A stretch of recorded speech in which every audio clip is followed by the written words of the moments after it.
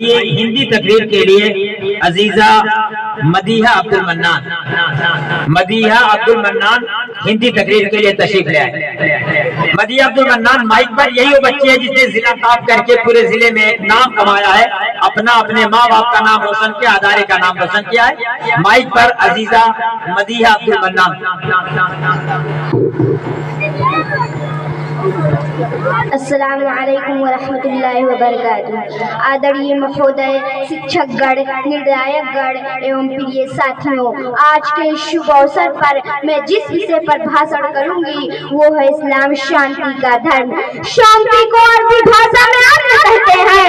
अमन शब्द का प्रयोग कुरान में कई स्थानों पर हुआ है, जिसका अर्थ ये है इस्लाम शांति पर आधारित धर्म है।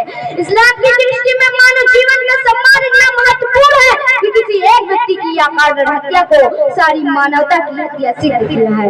अल्लाह ने कहा, मन क़तल नफ्सन बिग़ैरि नफ्सिन औ फ़साद फ़िल अर्ज़ि फ़कअन्नमा क़तल अन्नास जमीअन व मन अहयाहा फ़कअन्नमा अहया अन्नास जमीअन। जिसने किसी व्यक्ति से किसी के खून का बदला लेने या धरती पर फसाद फैलाने के अतिरिक्त या किसी और कारण से मार डाला तो मानो उसने सारे इंसानों की हत्या कर डाली। और जिसने किसी को जीवन प्रदान किया उसने मानो सारे इंसानों को जीवन प्रदान किया। यह इस्लाम के दृष्टिकोण बिल्कुल स्पष्ट कि किसी एक व्यक्ति की अकारण हत्या इस्लाम में संपूर्ण मानव की हत्या है और किसी एक व्यक्ति की जान को बचा लेना सारे मानव को जीवन प्रदान करना है। इस्लामी आतंकवाद का हल्ला लगाने वाले जरा इस्लाम की शिक्षा पर विचार करें। अब हमें कौन बता सकता है कि दुनिया में कोई ऐसा धर्म या नियम है जो किसी एक व्यक्ति की हत्या को सारे इंसानों की हत्या सिद्ध किया है? नहीं और कदापि नहीं। तो बात बिल्कुल स्पष्ट है। इस्लाम ने मानव जीवन का सम्मान जिसने दो शब्दों में किया है उसका उदाहरण दुनिया की किसी कानून नहीं है। इस्लाम मुसलमानों को परिभाषित करते हुए कहता है, अल मुस्लिमु मन सलिम अन्नासु मिन लिसानिही व यदिही। मुसलमान वो है जिसके जुबान और हाथ से दूसरे लोग सुरक्षित हो।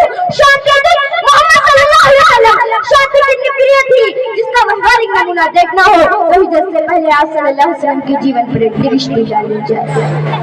आप सल्लल्लाहु अलैहि वसल्लम नबी बनाए जाने से पूर्व शांति और अमन की बहाली के लिए हिल्फुल फुजूर नामी संगठन की स्थापना की, जिसका उद्देश्य ये था, हम देश को अशांति से दूर करेंगे, यात्रियों की रक्षा करेंगे, गरीबों की मदद करेंगे, बलवानों को कमजोरों पर अत्याचार करने से रोका करेंगे।